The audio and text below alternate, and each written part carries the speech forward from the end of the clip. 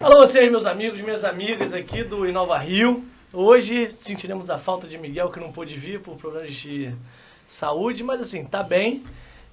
Inauguramos a nossa mesa então com um âncora improvisado aqui, Edipo Lázaro. E o nosso convidado, um convidado aí diferenciado. Hoje temos um convidado, novamente um gestor aqui da cidade do Rio de Janeiro, Everton Gomes, cientista político, bacharel em Direito e secretário municipal de Trabalho e Renda daqui do Rio de Janeiro. Bem-vindo, Everton, aí é um prazer nosso estar te recebendo. Pô, o Edipo e Jorge, eu que agradeço aí, o Nova Rio, né?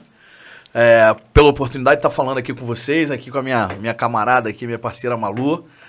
Tô super feliz, você me apresentou aí, falou vários predicados, só esqueceu de falar que eu sou um carioca apaixonado. Tá certo, tá certo. E vamos também falar dos nossos apoiadores. Claro, com certeza. Eu vou falar assim que eu... Vamos lá. Acompanhando o Everton, tá aqui a nossa querida Malu Fernandes, jornalista, empreendedora e assessora de comunicação lá da secretaria também, né? Bem-vinda, Malu. Obrigada, Edipo. Obrigada, Jorge. Obrigada, Prazerzaço. secretário. Prazer de estar com vocês. E me acompanhando, Jorge Neder, nosso sempre empoderado aqui com essa voz de radialista. Sempre presente, sempre com o maior prazer em receber convidados tão bacanas quanto vocês hoje, para a gente falar de um assunto tão importante, que é o trabalho para as pessoas, enfim.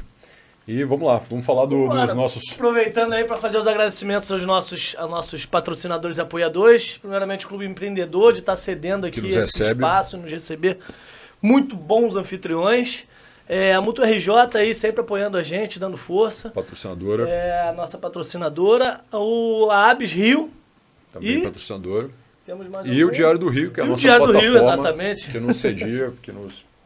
Enfim, um timaço para a gente fazer esse podcast da melhor maneira possível e temos muito orgulho dele. Perfeito. Vou iniciar, Everton, assim, já com o pé no peito, porque é o papel geralmente do Miguel. O meu papel é acalmar, mas vou iniciar, já fiquei sabendo que o nosso ministro Carlos Lupe esteve hoje contigo. Bom, traz em primeira mão pra gente aí o que teve aí dessa conversa. Vamos trazer essas informações, Beleza. Pessoal. O ministro Lupe esteve com a gente aí, hoje aqui na prefeitura. A gente bateu um papo aí sobre algumas questões que são importantes aqui para a nossa cidade. Juntamente com ele, estiveram lá conosco também o secretário de Habitação, o Patrick.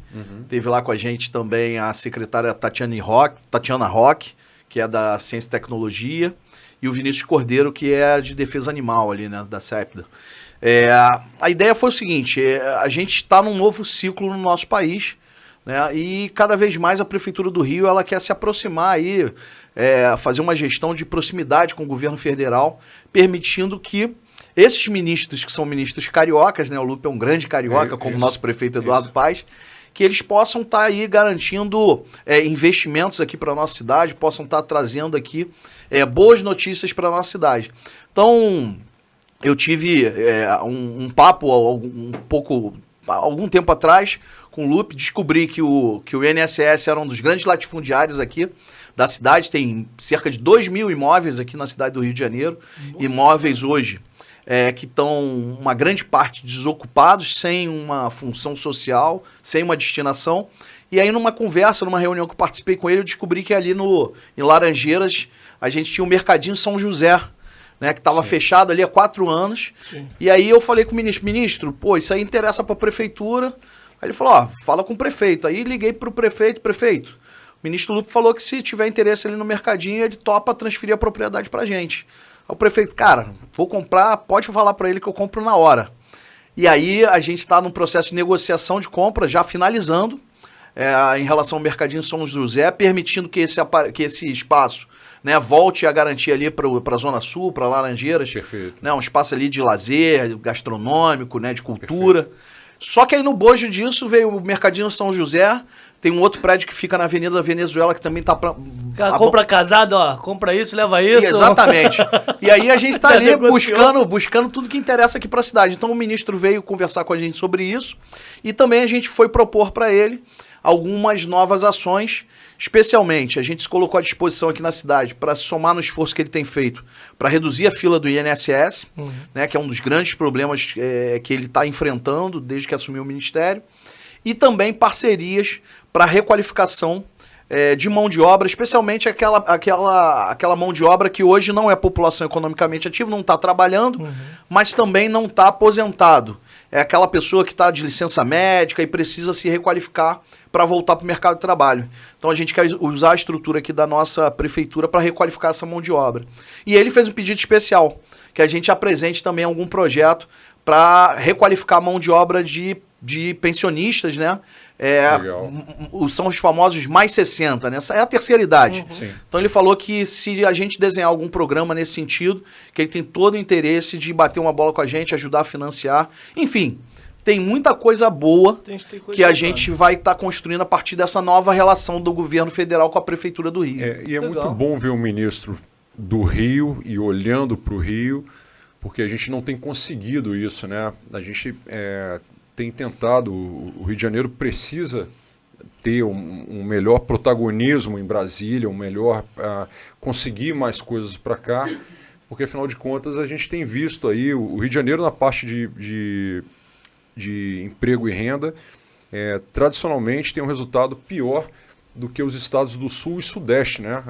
Enfim, um desemprego dentre os estados, um desemprego de 2 dígitos, né? Por volta de 12%. No município do Rio, o resultado que eu estava vendo é que no ano passado ele caiu finalmente para 1 dígito somente.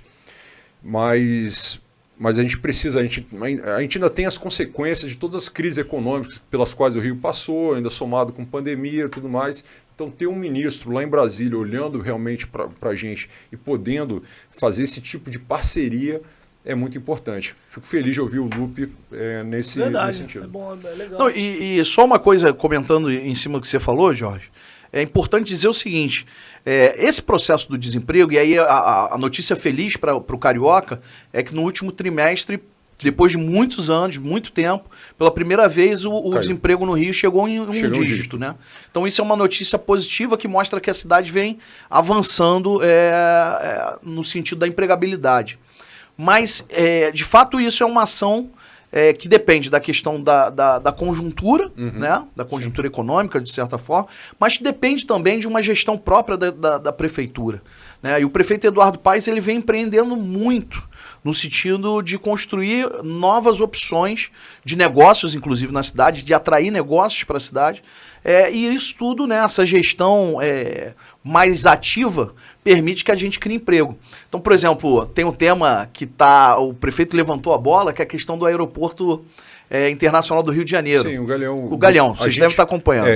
Essa é uma luta, a gente tem um grupo de empresários, de lideranças, né, empresariais, políticas, institucionais, chamado Coalizão Rio, qual eu dirijo, em que a gente está nessa briga junto com o Alexandre Monteiro, que era o CEO do Galeão, com o Patrick Ferrin e tudo mais, brigando por isso, porque vendo o que estava se fazendo, a Infraero no processo de maximizar o valuation, a valorização do aeroporto para uma venda e também arrecadando com o Santos Dumont,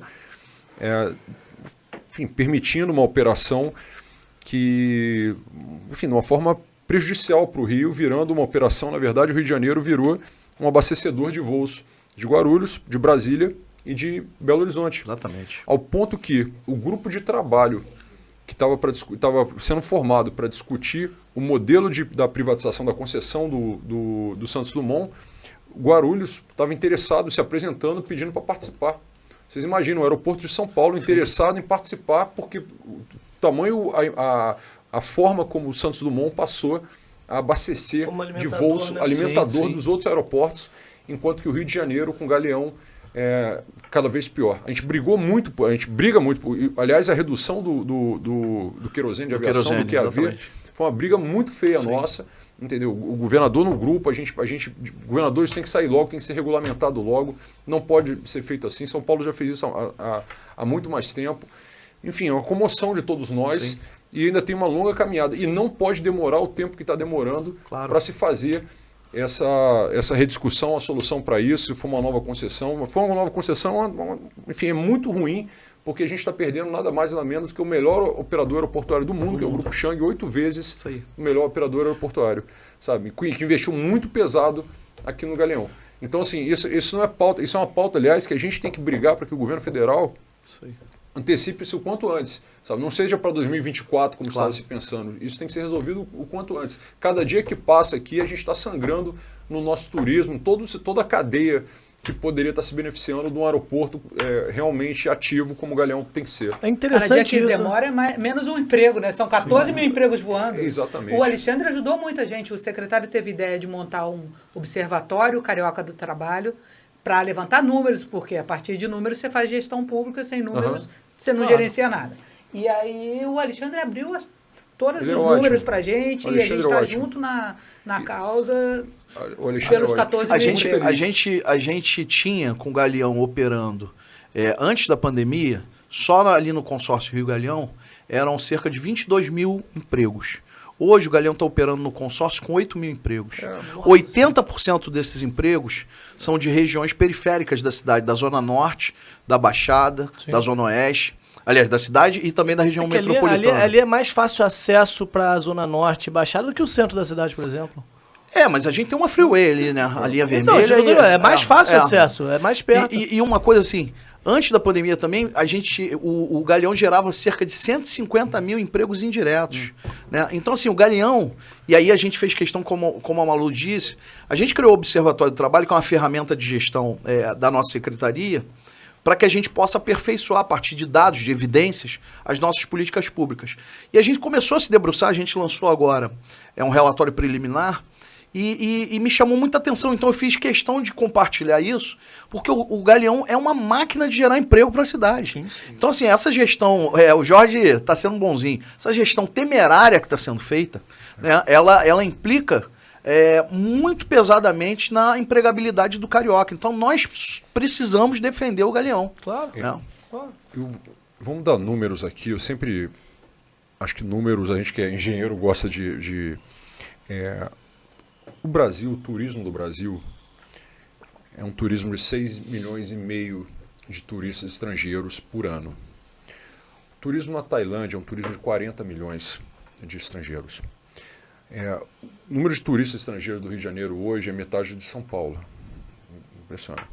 O Rio de Janeiro está perdendo o seu protagonismo. Quando o Rio de Janeiro deixa de ser o hub de chegada e passa a ser um local que o carioca que voa para outro local para sair, não mais as pessoas passam aqui, a gente não faz um stopover aqui, a gente não negocia isso, a gente não atrai devidamente o turismo como precisa ser feito.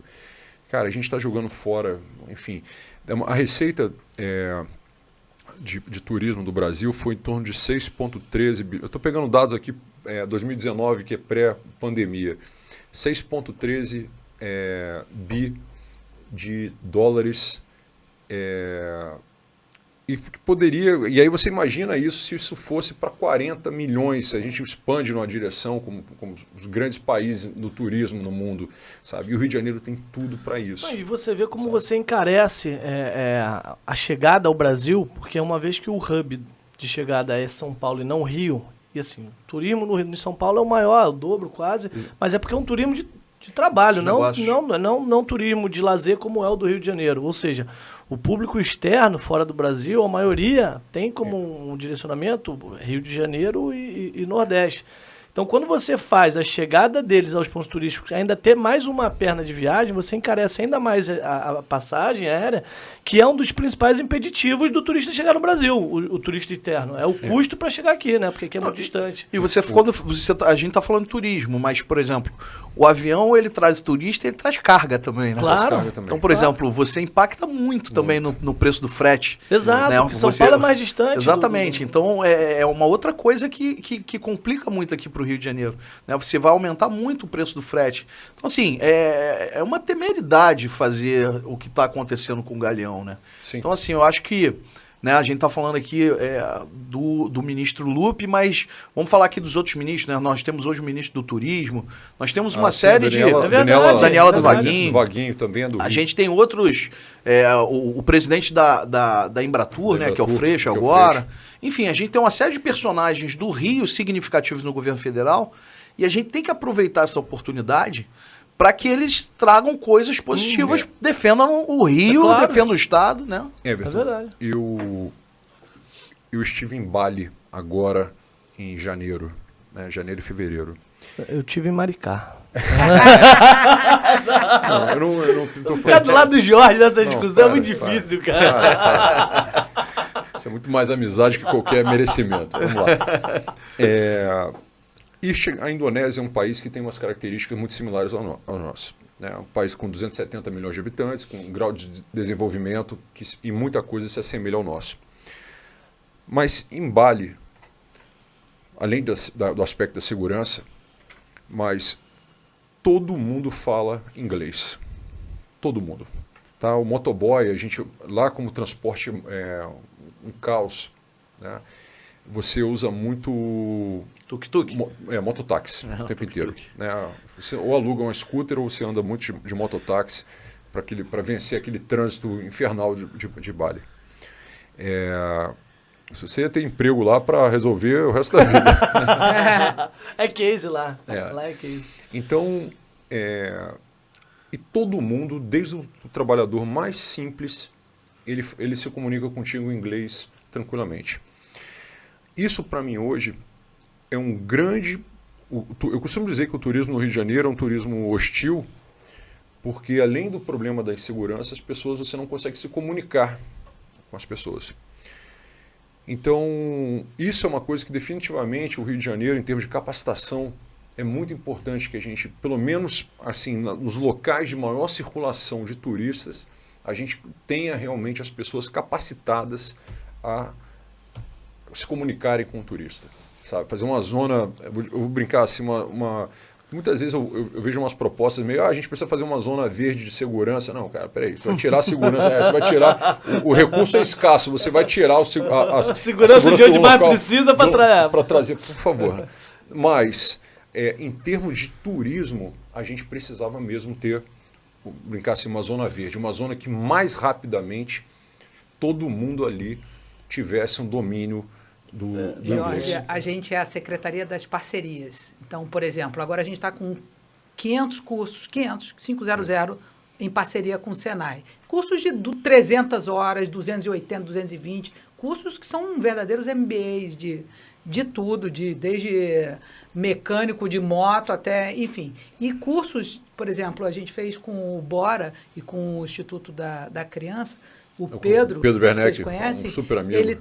Pergunta para ele estava com dificuldade, 1000 cursos, 1000 vagas gratuitas para barman, para melhorar essa prestação de serviço, Sim. que você vê mundo afora e aqui você tem dificuldade até de o garçom olhar para você, né? Você ficar caçando. Todo né? mundo, então, isso é uma queixa também muito comum no nosso nível de serviço. Né? E aí, quando entra a secretaria no jogo, a gente é um canhão, a gente é prefeitura. A gente tem 400 mil currículos no nosso banco de currículos. Eu tenho certeza, e é por isso que quando a gente fala da importância do privilégio de poder fazer um bate-papo desse, é justamente isso, porque são as coisas que a gente fica vivendo e querendo, né? e quem está aqui nos assistindo também, sabe, é angustiado para que aconteça. O observatório, Jorge, voltando nessa ferramenta, assim, a gente criou essa ferramenta agora, né? Mas eu acredito muito na potência dessa ferramenta, porque é muito difícil. Você coloca um dado que é muito importante, por exemplo, uma percepção sua. Né? O turista aqui ele tem dificuldade de se comunicar. O observatório ele vai servir para a gente exatamente para isso. Para a gente fazer um mergulho nas questões da cidade, né? Nas questões do mundo do trabalho da cidade, e a partir de estudos ali, nossos estudos próprios ali com os nossos servidores, com nossos técnicos, ou em parcerias com a universidade, com outras instituições, para a gente poder entender o que nós temos de demanda e como que a gente pode melhorar o serviço e a possibilidade de emprego, né? Criar um ecossistema de empregos, né? Então, por exemplo, essa questão é fundamental. O Rio de Janeiro ele é uma cidade global, Sim. Né? Aliás, isso no passado já foi até uma reclamação, que o Rio de Janeiro vivia de costas para o Brasil, né? Mas nós somos uma cidade, desde o início, global, voltada para fora. Por isso a gente é a porta de entrada do Brasil. Então a gente tem que se comunicar melhor. Exato. Eu queria, Everton, acreditar que nós... essa para mim é a nossa vocação.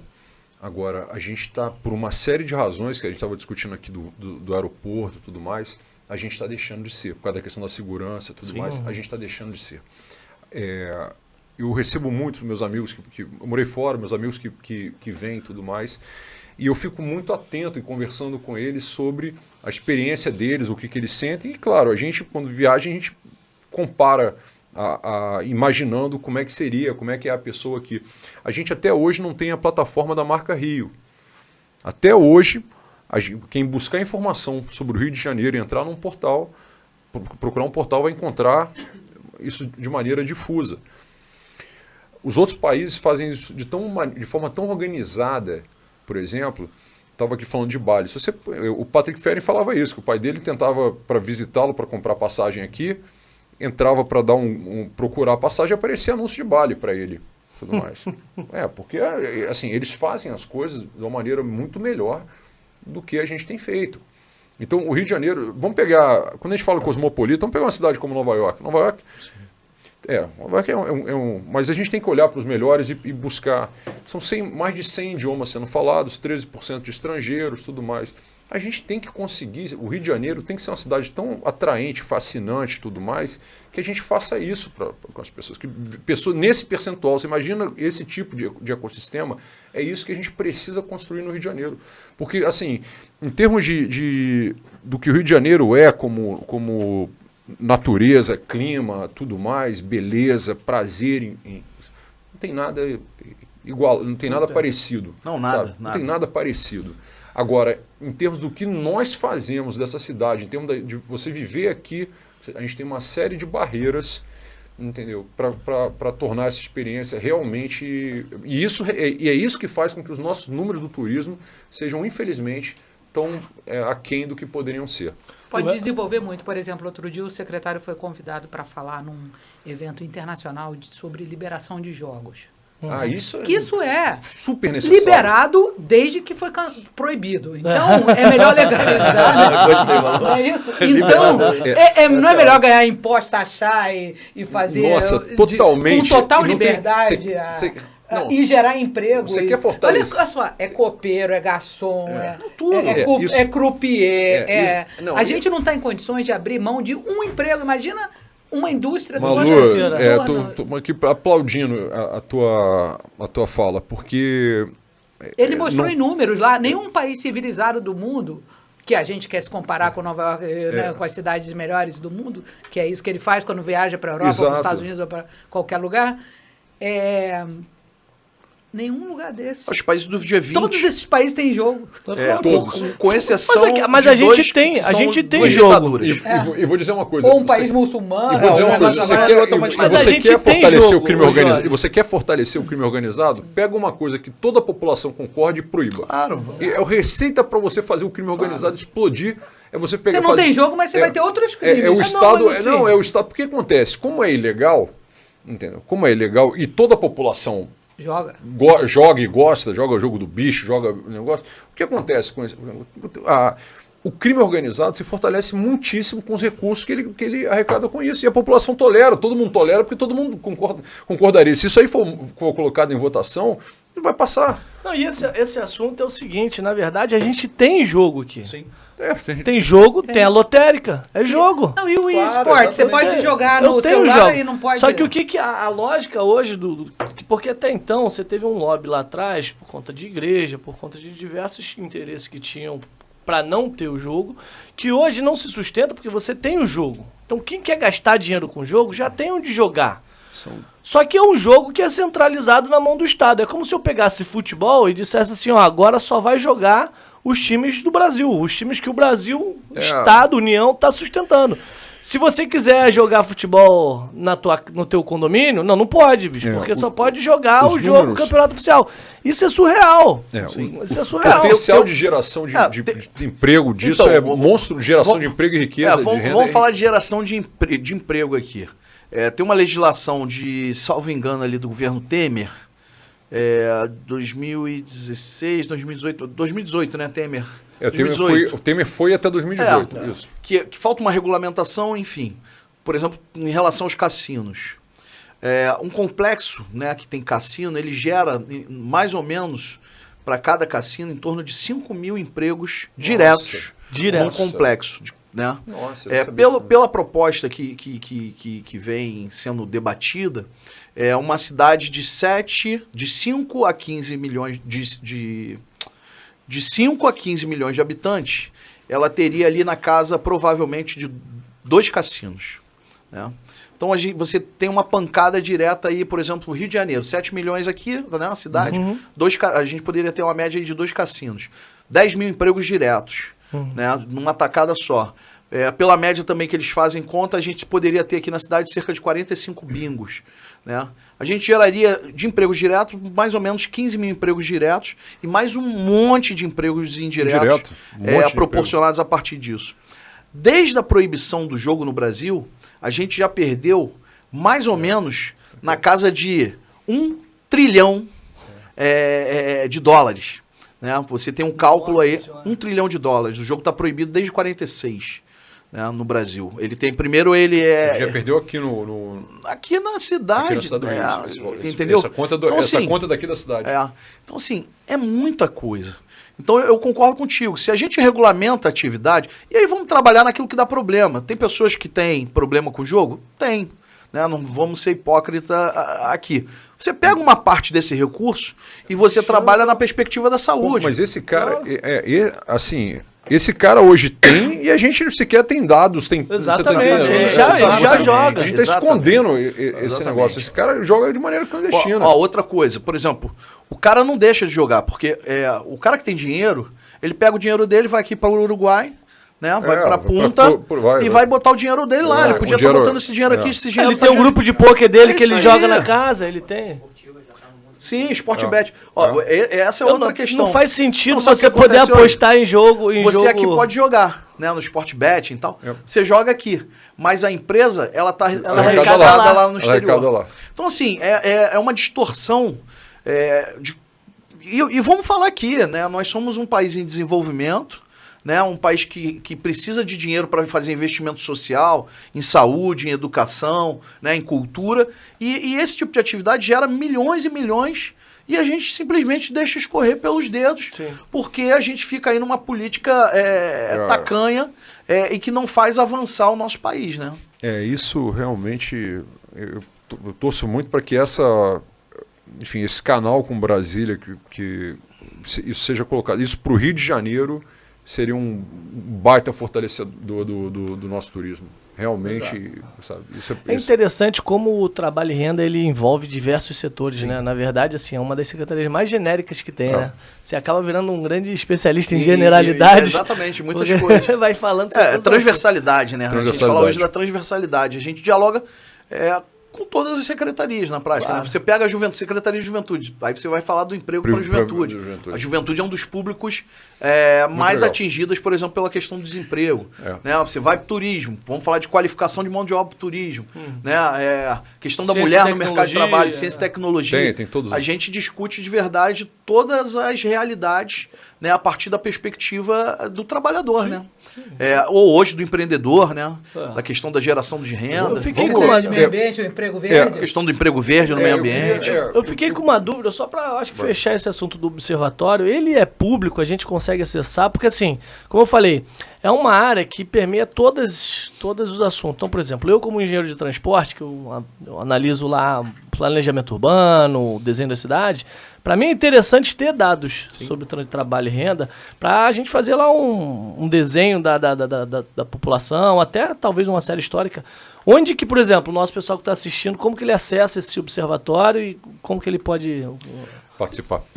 Ele pode acessar a partir dos nossos canais. A gente tem o site, né, que é o site da prefeitura, e ali tem uma aba da Secretaria Municipal de Trabalho e Renda. Nós temos as nossas redes sociais, trabalho.rio, né, Malu? Trabalho.rio, hoje eu não errei. É o site trabalho.rio. Não, a prefeitura ele tem um site próprio e tem a aba da secretaria. Certo. Mas nós temos uma página no Facebook, nós temos uma página no Instagram, e é só você buscar lá trabalho.rio, que você vai estar acessando e lá a gente está disponibilizando essas informações. Certo. Né? Então, o observatório é uma ferramenta de gestão recente, a gente criou agora. Todos os nossos dados são públicos. Esses dados, a ideia é que eles sejam produzidos pelos nossos técnicos, né? Os integrantes ali da nossa secretaria. A gente tem um time muito qualificado no observatório.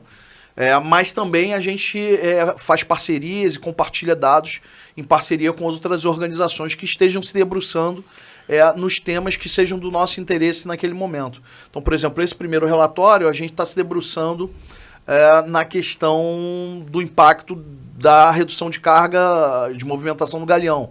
Mas a gente está preparando em paralelo um relatório sobre empregos verdes na cidade do Rio de Janeiro. Né? A gente entende que a cidade do Rio de Janeiro, por exemplo, tem um grande potencial para se tornar a capital nacional dos empregos verdes.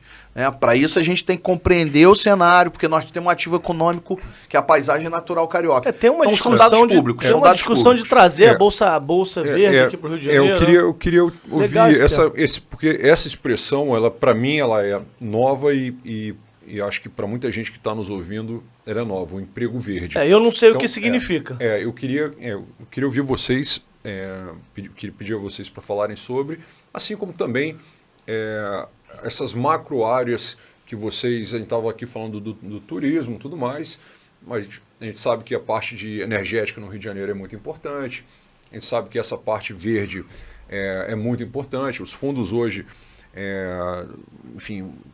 os fundos hoje para cada $3, um é de fundo ESG. Então, a gente sabe a importância que tem isso. Eu queria essa visão de vocês da Secretaria sobre as macro áreas assim, do que vocês estão olhando e já pensando em projetos e quais são os projetos e para a gente ir falando a respeito. Legal. Boa pergunta. Assim, para vocês entenderem como que a gente pensa a gestão do trabalho na cidade hoje. A gente chegou na Secretaria e eu sempre fui muito crítico ao modelo mais tradicionalista que a política do trabalho era desenvolvida. Isso assim, diferentes gestões e em diferentes cidades e tal, eu conhecia já sobre a questão da política de trabalho. Tradicionalmente, você tinha ali grandes programas a partir do Ministério do Trabalho e os gestores municipais, eles atuavam com muito pouca criatividade. Né? Eles pegavam esses programas de financiamento e faziam ali a formação clássica de mão de obra, né? O cara formava um copeiro, o cara formava ali um garçom. Isso, de alguma forma, me incomodava. Não pelas profissões, pelos trabalhos ali que eram qualificados, mas porque eu acredito que existem outras coisas, outras ocupações que deveriam ter a atenção do poder público. Então, percebendo, fazendo essa crítica, eu comecei a observar o cenário do trabalho no mundo. Eu tive a oportunidade de viajar para muitos países do mundo e comecei a perceber e estudar sobre isso. Então, hoje, a nossa secretaria ela se debruça em 2 grandes pilares. Né? O primeiro pilar é a partir da percepção que a economia mundial sofre um processo brutal de digitalização e, portanto, o gestor precisa compreender esse processo, porque, como a gente falava antes aqui no intervalo... E que é a nossa grande segregação. Exatamente. Tá? Quem não é digital ainda, a nossa população ainda está enormemente atrasada nesse aspecto. Exatamente. Então, percebendo isso, o que a gente se propôs? Olha, do mesmo jeito que se destroem postos de trabalho de um lado, se criam novos postos de trabalho. Qualificados. Exatamente, a tal da desconstrução criativa, né? A gente falava aqui do Schumpeter. Né? Mas esse é um processo brutal que, mal comparando, você lembra dos anos 80, a gente aqui lembra dos anos 80 ainda, né? Você lembra aqui do bancário, né? O bancário, ele era um cara que foi muito atingido pela automação, né? O caixa eletrônico. Hoje o problema não é o caixa eletrônico, né? Você tem o banco na tua mão aqui no celular, né? O aplicativo. Então olha quantos empregos vão deixar de existir. Então a gente tem que perceber esse movimento de digitalização e como ele vai impactar no mundo do trabalho. O gerente de conta também tá totalmente. Eu gosto muito de educação, Everton, e eu fico olhando as competências e habilidades, os relatórios que falam sobre competências e habilidades necessárias para as profissões que estão surgindo e que vão surgir. Né? O que não importa, o que realmente... Quais são as profissões? Esses estudos são muito interessantes, né? Porque eles mapeiam competências e habilidades que o processo de digitalização vão ter mais dificuldade de substituir, de cumprir esse papel.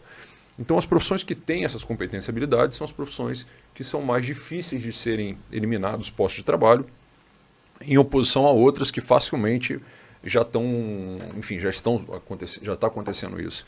Então, é isso que eu fico olhando. Qual é essa dinâmica da indústria 4.0? Quem fica, quem sai, e o mais rápido possível preparar as pessoas, evidentemente, para esse ambiente. Não, é isso.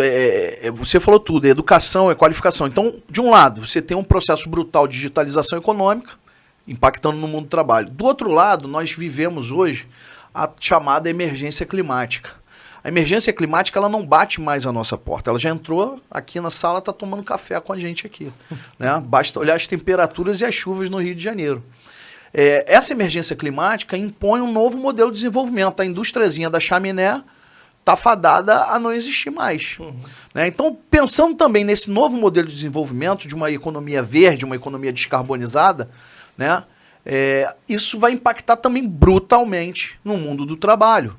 Né? Profissões de atividades típicas que emitem carbono, elas vão tender a deixar de existir. Então, por exemplo, o Rio de Janeiro, vou falar aqui do estado, a nossa economia ela é muito dependente, por exemplo, da produção de petróleo. Né? Nós temos uma grande empresa de petróleo, que é a Petrobras. Né? Essa empresa, ela nos próximos anos, ela vai ter que ser reciclada. Empresa de energia. Uma empresa de energia. Então a gente está falando de quê? De transição energética. A gente fala da transição justa. O que vai ser, por exemplo, um super engenheiro que hoje cuida de petróleo, daqui a alguns anos, com a decadência da indústria de petróleo? Ele vai ter que ser requalificado. Né? E é difícil isso, porque ele já está no topo da carreira muitas vezes, ele tem um salário muito alto. E como é que você coloca esse cara no mercado de volta? Não falo nem sobre o engenheiro, porque eu acho que o engenheiro ele acaba assumindo papéis de gestão, mas e o técnico da área? Exatamente. Mas aí, por isso que passa, pelo que o Jorge falou que gosta, que é o que eu acho que aqui nós da mesa gostamos, que o Everton agora está fazendo faculdade de engenharia. De geografia. De geografia. Né? Quer dizer, é o lifelong learning que a gente tenta levar para o jovem que está sendo um jovem aprendiz num programa da secretaria, que é uma das portas de entrada, né? Através do... E na outra ponta, a gente sendo o Tinder do emprego, a gente buscando a qualificação que o mercado demanda. Então, por exemplo, um desses 500 cursos, 500 mesmo, 500, como eu falei, é de instalador de placas fotovoltaicas. O mercado então, gigante. isso emprego verde. Isso é curioso. Outro dia eu estava... A autogeração, isso é maravilhoso. Quando você vai conversar com as pessoas que instalam nas nossas casas, nas nossas empresas, você vai ver que eles não têm mão de obra. Por isso, o potencial de autogeração é monstruoso. Outro dia eu estava na democratizar essa autogeração de energia é fundamental. Agora, só uma coisa, eu acho que o Rio de Janeiro, em termos dos profissionais que nós temos, de quem está aqui, da indústria que está aqui, a gente tem tudo para ser um dos grandes locais do mundo para a transição energética. Sim. A gente tem todas as matrizes, e vantagens comparativas, tem todos os fornecedores, a gente tem todas as condições de assim, ser um dos grandes Jorge, polos. A gente teve a Heloísa Borges, da EPE, fala isso assim... a gente teve com o professor Nivaldo de Castro, vocês têm que chamar ele para ver aqui. Fonte, escreve no Valor, é uma pessoa altamente qualificada da UFRJ. Estou chamando agora, Nivaldo Castro. Pode, professor Nivaldo Castro, você está convidadíssimo para participar aqui do Inova Rio. Ele falou o que ele está botando na nossa mão, nenhuma capital do Brasil está fazendo. A gente tem total condição de assumir o protagonismo na mobilidade, na engenharia do transporte, mobilidade elétrica. Aqui tem Petrobras, tem Eletrobras, Eletronuclear, ouviu, né, Rodrigo? Depois vai nesse corte aí, mandar pra Malu, que ela vai mandar pro professor. Professor, você tá aqui, ó, já tem só diz a agenda. Secretaria. Sim, a gente vai fazer um seminário com ele mês que vem.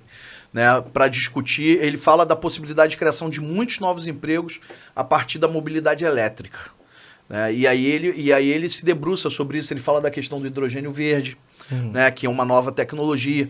E aí, novo... o hidrogênio verde, a Toyota está fazendo isso já, o carro já está lançando, enfim, os carros, as empresas estão indo para o carro elétrico, a Toyota, uma vez mais monstruosa, foi para o hidrogênio. Sim. E está lançando agora um carro... A BMW já tinha tentado, mas o carro que ela fez tinha uma série de restrições e tudo mais. Não, tinha uma série de restrições, era perigoso mesmo, questão de combustão e tudo mais. Agora,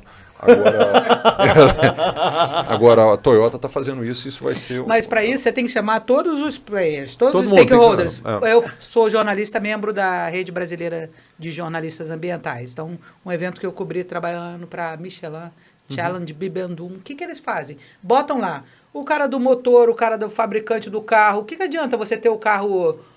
esse carro da Toyota se o combustível não dialogar com isso? Não, a gente tem que ter... Toda a cadeia dialogando... Não, o carro elétrico tá aí, e aí você começa a ter problema de condomínio que o cara começa a carregar o carro dele na tomada da garagem. É isso aí. Porque nenhum prédio está preparado para isso. Amanhã eu tenho reunião com o pessoal não de condomínio, mas o pessoal que é justamente de instalação de carregador, que você carrega uma hora. Se você botar na tomada normal do carro elétrico, você carrega em 9 horas. Por aí. Você tem que ter um carregador mais rápido e aí demora 1h30 por aí. Mas isso é uma demanda que vai ter para a instalação disso tem que ser... Mas olha a possibilidade de emprego aí, né? Com certeza. Os postos de gasolina, eles estão fadados a deixar de existir. Então, quem quiser investir em posto estação elétrica para carro, e olha a outra possibilidade, essa estação elétrica ela pode ser abastecida com energia fotovoltaica. Sim. Né? Então, assim, de novo, a desconstrução pensamento, né? criativa, né? Construtiva. Você vai, de um lado, você vai perder, e de outro, você vai ganhar. Só que, onde que a gente entra, né, Malu? Onde que a secretaria entra nisso? A gente tem que estar antenado com esses movimentos. Catalisar esse... Para a gente poder organizar, coordenar essa ação. Por exemplo, quando eu for conversar lá com o Senac, quando eu for conversar lá com o Senai, eu vou demandar para eles o seguinte: olha, estão batendo na minha porta aqui empresas que demandam qualificação nesse sentido. Vamos fazer uma parceria para a gente qualificar esse tipo de coisa aqui, né? Porque não adianta você ficar qualificando mais o cara para segurar o bilhete do avião, né? Porque você já passa lá com o celular. Ascensorista, né? Mas isso é uma pergunta. As empresas vão a vocês fazer a demanda, demandar, ó, o cara assim, a gente tem feito uma escutativa com relação às empresas. A Malu me ajuda muito nisso. Ela busca aí vários contatos. Porque, de novo, assim, a gente é o poder público. Claro. Né? A demanda... ela é da iniciativa privada, principalmente. Então, se a gente não tiver capacidade de dialogar com a empresa, eu vou ficar fazendo qualificação de mão de obra de forma equivocada. Deixa eu falar que o Edipo, inclusive, morou na Alemanha e tudo mais. O modelo alemão, dual e tudo mais, ele é completamente governo sentado na mesa com o sindicato, com as empresas, formulando o programa dos alunos, as escolas técnicas com 54% inclusive o programa educacional. 54% da mão de obra alemã formado na escola técnica, na Suíça 60%.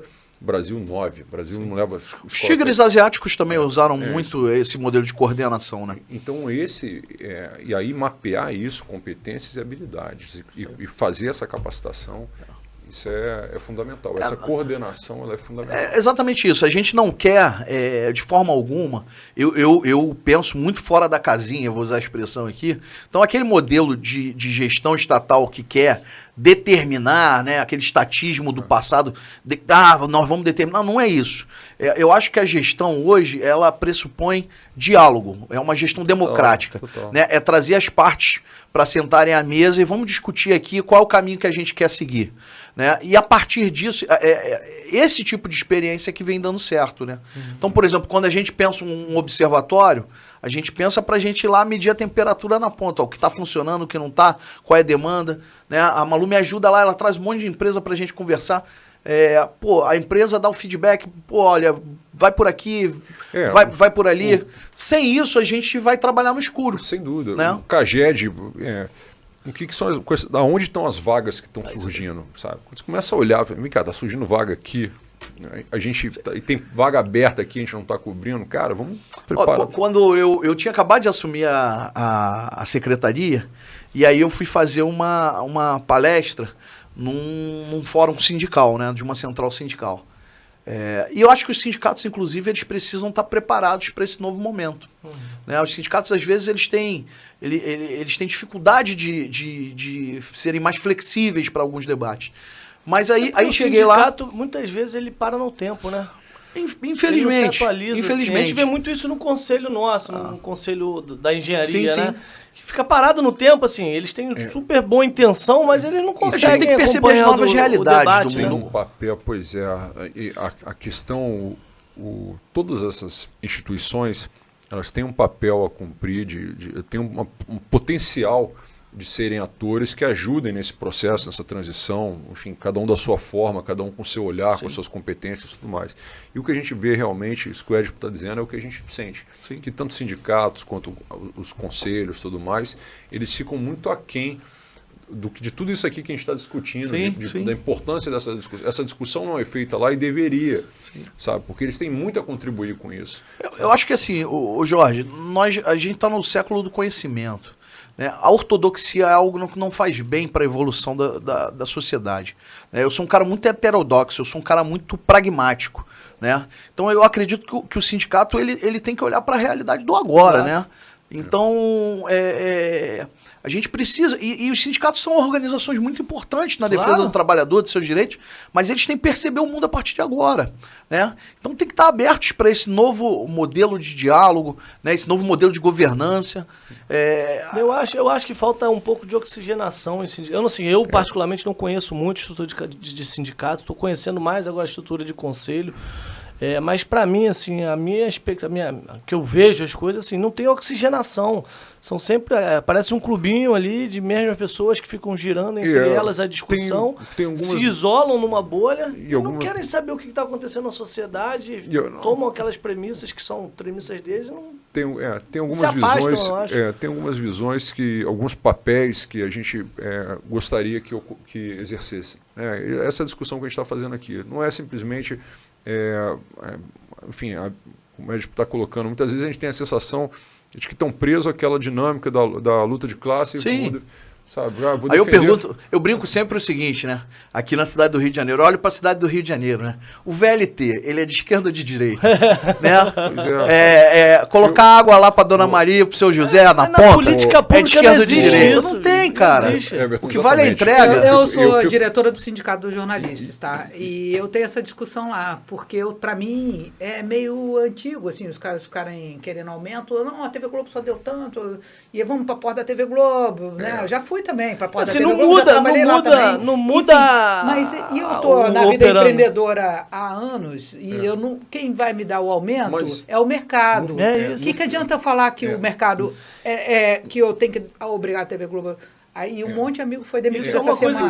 Isso é uma coisa que o Jorge falou, a pejotização do empregado, que hoje é um caminho natural de que o cara deixe de ser pessoa física e trabalhe como PJ, e o sindicato não está vendo isso. A última... Ele está perdendo esse pessoal todo. Exatamente. Mas isso eu acho interessante, essa organização da Prefeitura do Rio de ser uma Secretaria de Trabalho e Renda. Ela não é uma Secretaria de Emprego. Não é de emprego. Exato. Entende? Isso...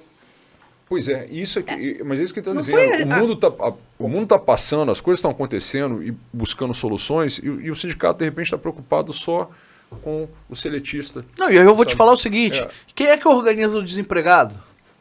Porque o que está acontecendo é pela falta de capacidade de defender o direito do trabalhador, né, muitas vezes, e essa falta de perspectiva de diálogo maior, né, compreendendo a realidade do mundo, nós temos uma massa de desempregados aí e como é que você faz para recolocar esses caras no mercado? Vamos criar opção. É melhor o cara ficar desempregado ou, de repente, ele ser um empreendedor? Mas olha que bacana o que a secretaria faz. Por exemplo, tem um jovem aprendiz que ele acabou de dar o diploma agora, o Carlos Henrique, com o salário dele de R$500 dado pela Secretaria de Trabalho e Renda, ele era o maior salário da casa. A mãe era catadora de lixo. Eu fui à casa desse menino gravar um vídeo lá.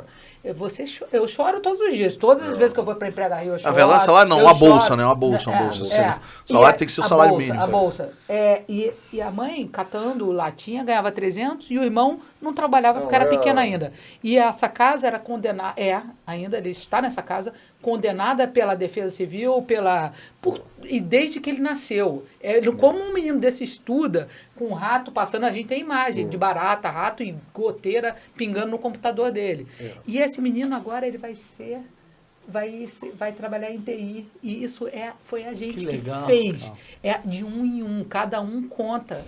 E eu tenho os dois irmãos também, né? Sim. Os meninos saíram da Maré por causa do salário, da bolsa, né, de jovem aprendiz. A questão é criar oportunidade, através da cara. capacitação. A potência da palavra oportunidade, ela é muito interessante. Né? Só voltando uma coisa, o que eu falava dessa necessidade de flexibilização. Por exemplo, quando eu fui fazer lá a tal palestra no sindicato, eu fui ler algumas pesquisas e aí me chamou a atenção porque o LinkedIn tinha uma pesquisa do LinkedIn que dizia o seguinte, sobre o surgimento de novas vagas de gerente de sustentabilidade, que era algo que não existia. Né? Então, assim, essas novas realidades da digitalização e da emergência climática, elas impõem a criação de novos empregos, né? De novas formas de trabalho. E aí, voltando ao que você falou, o que é emprego verde? Né? Emprego verde vai ser todo tipo de emprego, né? Toda a cadeia de trabalho que esteja no âmbito de uma economia descarbonizada, né? De restauração ambiental, de conservação ambiental ou atividades que gerem uma menor pegada de carbono. Então, por exemplo, as pessoas não conseguem às vezes perceber. O motorista de ônibus é um emprego verde. Por quê? Se você tem uma mobilidade melhor de massa, você tira um monte de carro da rua. Né? Mas o instalador de placa fotovoltaica também é. Mas o rapaz que trabalha na empresa de placa fotovoltaica, lá no TI, ele é um emprego verde, porque ele está numa atividade que promove descarbonização e faz parte da transição energética. Portanto, a gente poderia criar um conceito de que são todas as atividades que concorrem para que a gente, enfim, na direção do que a gente deseja de redução do carbono. Do carbono. Basicamente esse é o principalmente do carbono. Todas, qualquer um conecta. Não necessariamente de uma economia sustentável, tá? Isso é importante que as pessoas tenham a percepção. Carbono. Da descarbonização da economia. Certo. Né? Por exemplo, os ambientalistas da década de 70, eles tinham como uma grande pauta a luta, por exemplo, contra a energia nuclear, na Alemanha.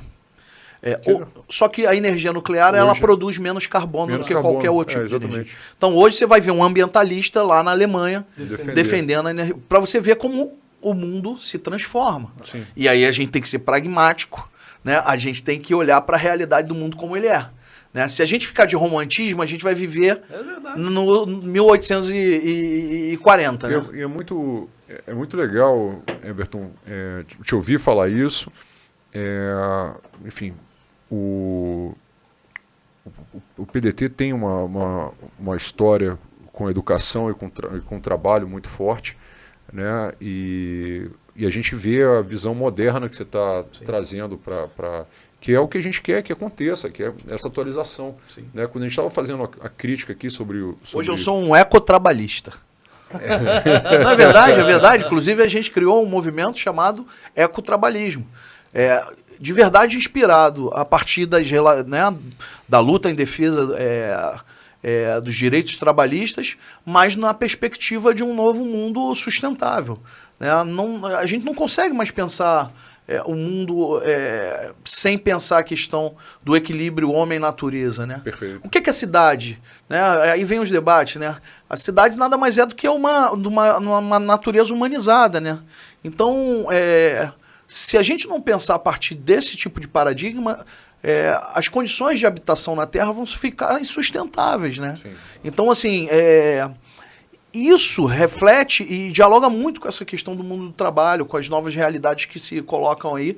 Eu acho que o gestor público, a sociedade de uma forma geral, tem que pensar a partir disso. Todas as entidades envolvidas, a gente tem que conseguir, enfim, de uma maneira na base do diálogo, mas que todas as entidades sejam ativadas a exercerem um papel com relação a isso. Eu acho que o esforço que nós temos para fazer, enfim, é bastante grande e precisa realmente que todo mundo tenha essa visão. Né? A gente estava aqui há pouco falando dos conselhos, dos conselhos de classe, das entidades, dos sindicatos. É muito importante que tenham essa visão, sabe? E que não seja uma mera luta de classe, que não tenham essa visão de que se prendem a isso, ou no caso dos conselhos, por exemplo, como o CREA e outros, que não simplesmente fiquem de fora desse debate com toda a sua capacidade de ter um protagonismo nisso. Não, eu vou aproveitar. O Everton tem 40 né, enfim, é uma pessoa mais nova, é uma releitura, né, desse trabalhismo de antigamente, que você fala que é ligado ao trabalho, o partido tem essa história, essa essa história, tradição. né? Mas, por exemplo, tá na Secretaria de Trabalho e Renda a questão do ESG, porque Sim. quem é que inclui a pessoa trans do Rio de Janeiro? É a gente. Nós somos o banco de emprego da prefeitura. Então, tem empresa multinacional que não quer que o nome foi nota na coluna do Anselmo. Anselmo, fala para mim, poxa, a gente é amigo. Não, a empresa não quer. Ela vem pedir a pessoa trans para gente. Aí, o que a gente aprende nisso? A gente marca entrevistas de manhã e aí não aparecem para trabalhar. Sabe por quê? Porque eles trabalham à noite. Sabe por quê? Sim. É assim, eu choro todos os dias com esse Sim. trabalho. Eles não trabalham no horário que nem a gente trabalha. E aí, o que acontece? Você não consegue acessar o candidato pelo telefone, sabe por quê? Porque eles trocam de telefone, que nem a gente troca de roupa, todos os dias. Porque o trabalho deles obriga. Esse e pessoal... quem está cuidando disso? Porque vocês, nós somos, né, engenheiros, economistas, advogados, né, eu fiz direito agora também, depois de velha. E a gente não precisa do Estado. Agora, tem muita gente que está ficando para trás. É sobre isso que a gente está falando. Quem o Estado tem que olhar? Né? Tem muito. Essa população, e aí você pega a idade dessas pessoas. Isso vai ao encontro com a agenda ESG. Eu estou fazendo um curso agora de ESG em Wharton e é sobre isso. São os stakeholders todos que têm que sentar na mesma mesa e decidir. Essa população, agora falando, essa população trans. Os que estão em idade economicamente ativa, quando você volta para trás, quando eles, quando eles iniciaram o colégio, a parte do tudo mais, era uma época ainda muito difícil. Então essas pessoas, várias delas perderam, saíram de casa, perderam esse apoio familiar, amigos e tudo mais, enfim, tiveram que, pela opção, para terem a sua vida, tiveram que abrir mão dessa base, dessa estrutura, e são pessoas que realmente, aí quando a gente fala de vulnerabilidade e tudo mais, são pessoas que realmente ficaram bastante expostas nessa condição. Então, e quando você pega essas pessoas que estão em idade economicamente ativa agora e joga para trás, você sabe exatamente como era o tempo, como era a sociedade há um tempo atrás, e o que essas pessoas, portanto, passaram e, portanto, perderam toda essa sociabilidade, né? E estão realmente assim, hoje com dificuldade. Hoje, enfim, se lançaram muito nesse tipo de ocupação, como você estava colocando, de trabalhar à noite, em posições difíceis, realmente. É curioso, assim, tem uma questão até do preconceito da sociedade, etc. Você vê como é curioso, não é um dado, provavelmente que não deve ter, até porque as pessoas não têm coragem de falar, mas a quantidade de meninas que foram prostitutas para conseguirem pagar a faculdade delas e aí ingressarem no mercado, ou seja... a prostituição passou a ser, acho que há um tempo atrás era para ser sobrevivência. E aí agora tem a prostituição como uma opção de alavancagem de carreira, né? É uma coisa curiosa sobre o mercado que assim, mudou, eu acho que ninguém fala sobre isso. E a gente vai ouvindo em roda de amigo e etc. E pessoas, não, a menina estava lá, mas está fazendo faculdade, está fazendo para pagar, etc. E é uma coisa que não se fala, né? Assim, tem coisa, eu pensei nisso porque assim, eu tive a experiência de lidar com a Secretaria de Trabalho do Estado. Meu pai foi secretário de Trabalho do Estado e na época ele desenvolveu um trabalho lá na Vila Mimosa. Tinha um sindicato de trabalhadoras lá e tal, para reconhecerem a profissão, para elas conseguirem de fato exercer de alguma maneira ali, porque até então era ilegal, né? Era proibido elas exercerem prostituição, e aí a lei hoje proíbe a cafetinagem, né? E é curioso esse fato de que tem até nesse tipo de profissão tem uma mudança da perspectiva, né? É curioso que eu conheço pessoas de outros estados que estão fazendo faculdade e pensam, pô, eu tô com dificuldade de pagar minha faculdade, estou pensando em me prostituir para conseguir fechar minha faculdade. E por isso é importante, assim, que, por exemplo, curiosa. Que o governo ele não tem que cumprir todas as tarefas dentro da sociedade. Mas o governo ele tem que ter capacidade, né, de gerar oportunidades. Então, por exemplo, quando você gera um programa de crédito para o estudante na universidade, para garantir que o estudante pobre, né, tenha acesso à universidade, o governo está contribuindo com o desenvolvimento econômico, né? Porque ele vai potencializar uma pessoa que às vezes não acessaria a universidade, né? Que a universidade pública não tem vaga para todo mundo, mas ele garante ali uma vaga na universidade, né? Na universidade privada para uma pessoa que quer estudar, né, e não tem capacidade econômica. Então, assim, o governo ele vai cumprir muito essa tarefa, né, de permitir que os desiguais sejam tratados de forma diferente, né, para que a gente tenha um mínimo de igualdade de saída, pelo menos, né? Verdade. Oportunidade para todo mundo, isso é qualquer pilar, qualquer base para a gente começar a conversar sobre a sociedade que a gente quer, que todo mundo tenha oportunidade. E realmente o governo, quanto o recurso é escasso, é limitado, administrar sempre vai ser onde alocar o recurso com maior eficiência e cumprir o maior objetivo. Isso aí de atividades que não são atividades típicas dele. Por exemplo, agora aqui a cidade do Rio de Janeiro, né? O prefeito Paes está lançando aí um grande programa, por exemplo, de concessão de parques públicos. Né? Você pega ali, você tem ali o Jardim de Alá. Isso é uma discussão boa, porque eu conheço bem aquilo ali. O Jardim de Alá, por exemplo, ele está atraindo um volume de investimentos muito grande. Né? Eu vou fazer um paralelo, a gente falou de Nova York. Mas o Jardim de Alá, se eu fizer um parênteses aqui, acabou tocando num assunto sensível, porque eu acompanho a luta dos moradores ali desde que o metrô fez o que fez, entendeu? Abandonou, usou como canteiro de obras e deixou o Jardim de Alá largado como ficou. E aí os moradores começam a pedir que, por favor, vamos reconstruir, não pode estar lá a Estação Gávea abandonada e o Jardim de Alá abandonado. Sim, claro. Isso foi o que a linha 4, são o legado da linha 4, né, nesse aspecto. E aí, os moradores têm a preocupação, eu fiz a reconstrução, como eu dirijo um dos clubes da região, os moradores me pediram, peguei funcionários do Paysandu, do Monte Líbano, do Flamengo e nosso da ABB, e refiz a pérgola da Praça Grécia lá. E acompanho, portanto, o pedido deles com relação ao Jardim de Alá, que o poder público tome assento, né? Literalmente. Né? Exija que o metrô reconstrua o Jardim de Alá, que foi bem prejudicado, vamos dizer assim. E aí vem a solução de entregar na concessão.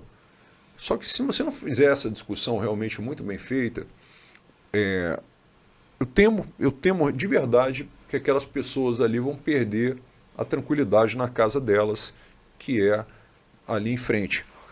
Eu já tive problema com quiosque em frente à minha casa, claro, de som, e eu não quero para eles o que eu não quero para mim. Claro. Sabe? Então eu tenho muita preocupação realmente do que vai ser feito ali, que é um espaço maravilhoso, que é óbvio que todo mundo gostaria de ter a concessão daquele espaço. E, enfim, é um espaço, as pessoas pagam IPTU para terem um negócio, e pode se transformar num espaço que venha tirar a paz daquelas pessoas, como aliás muitos espaços hoje, muitas ruas hoje no Rio de Janeiro, as pessoas perderam a tranquilidade das suas casas. Mas tem uma questão aí, Jorge, que é importante a gente frisar, não querendo usar um argumento aqui de autoridade, mas a gente não apresentou, então, não apresentou essa parte. Eu fui presidente da Fundação Parques e Jardins, né? E eu sou, assim, um grande entusiasta. Você é outro cara que eu adoro, o Fabiano também. Fabiano, meu amigão, meu amigão. Cara que eu adoro. Um abraço aí pro Fabiano. Eu fui presidente da Fundação Parques e Jardins no segundo governo do Eduardo. E me debruço, assim, eu sou apaixonado pela questão dos parques urbanos, né? Qual é o grande problema? Nós vivemos ainda, como eu disse inicialmente, nós somos um país em desenvolvimento e nós somos uma cidade, embora uma capital global, mas somos uma cidade ainda com muitos pontos de estrangulamento de investimento.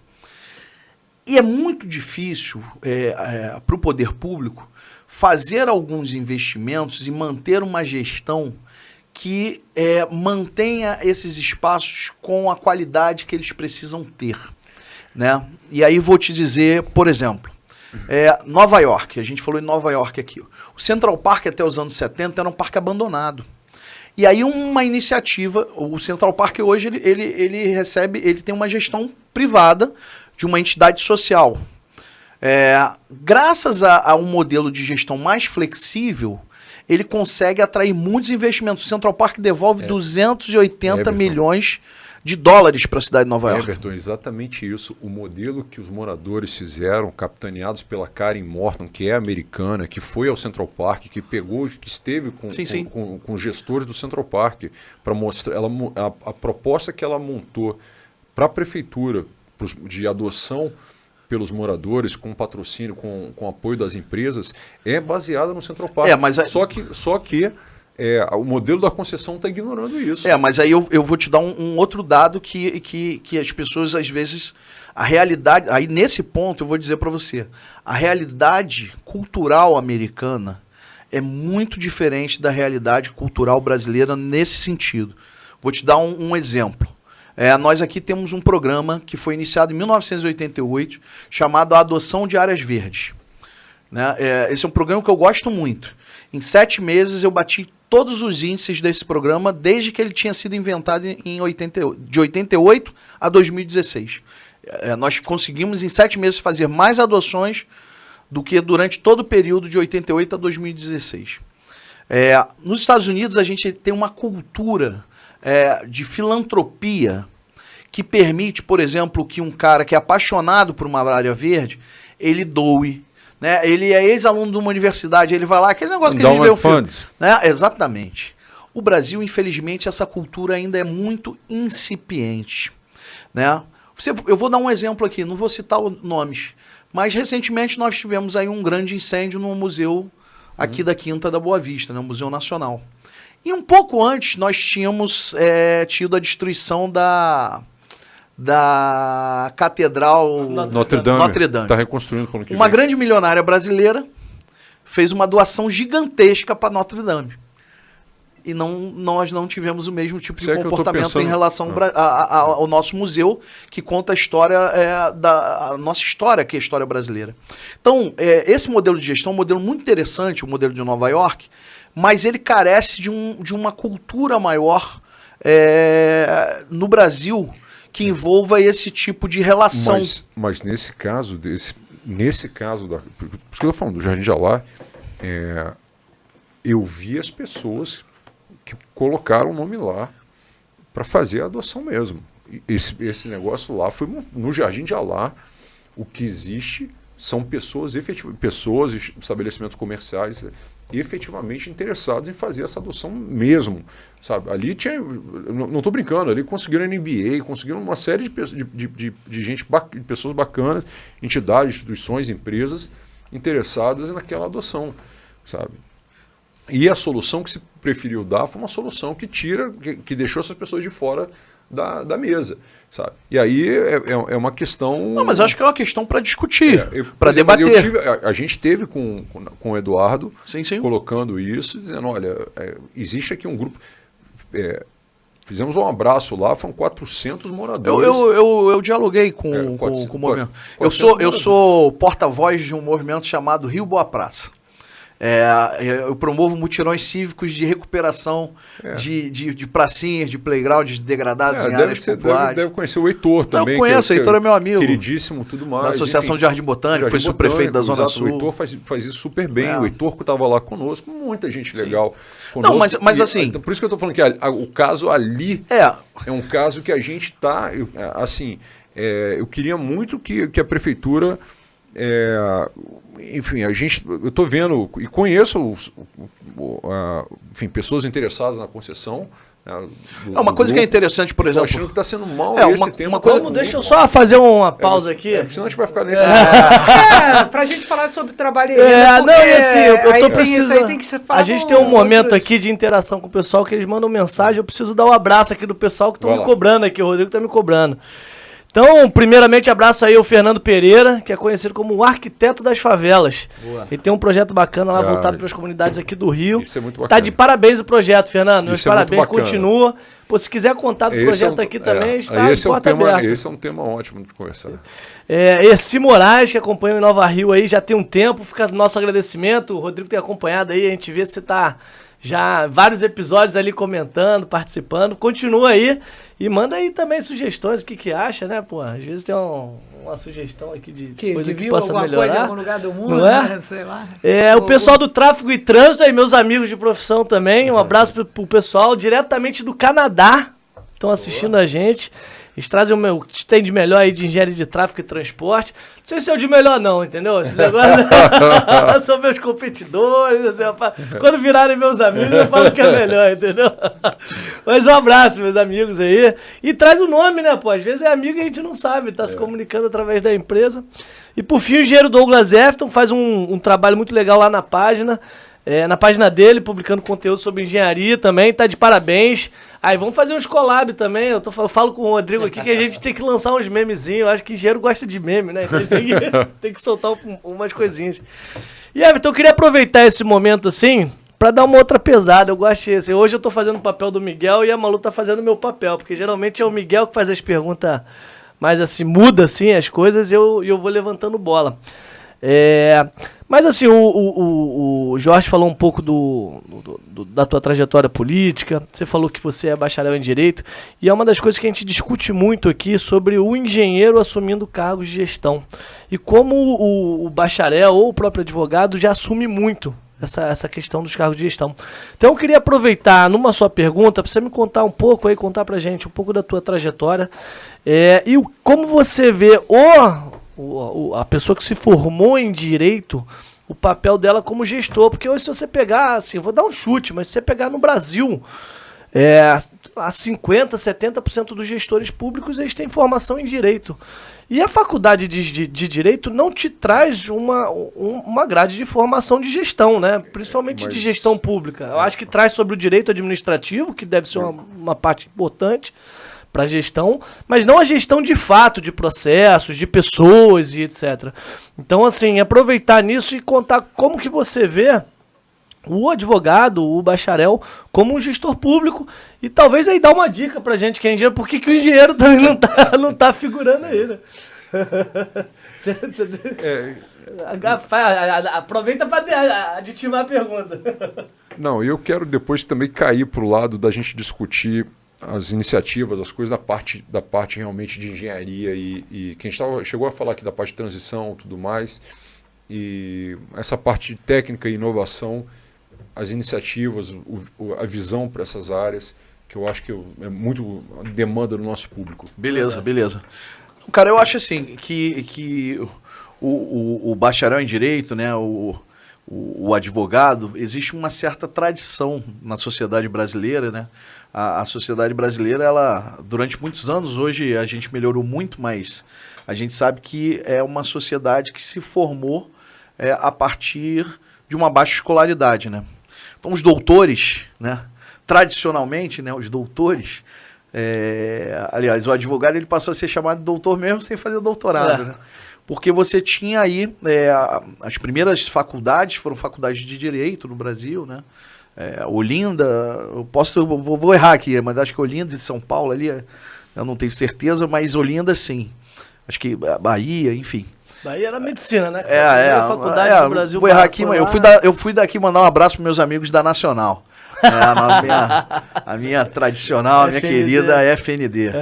Mas existe um tradicionalismo e isso fez com que os advogados fossem ocupando funções na gestão e mais em um monte de outras coisas. Como você disse, a faculdade de Direito, o currículo do advogado ali, do cara formado na faculdade de Direito, ele, na verdade, ele não te prepara necessariamente para ser um gestor, né?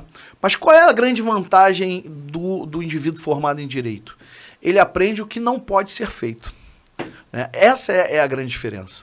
Então, por exemplo, quando eu estou lá nos debates, né, lá na secretaria, e lá nós temos alguns advogados, né, o advogado ele pode até não saber o que fazer, mas ele, por conhecer a lei, ele sabe o que ele não pode fazer, né? A administração pública ela é guiada por alguns princípios, né?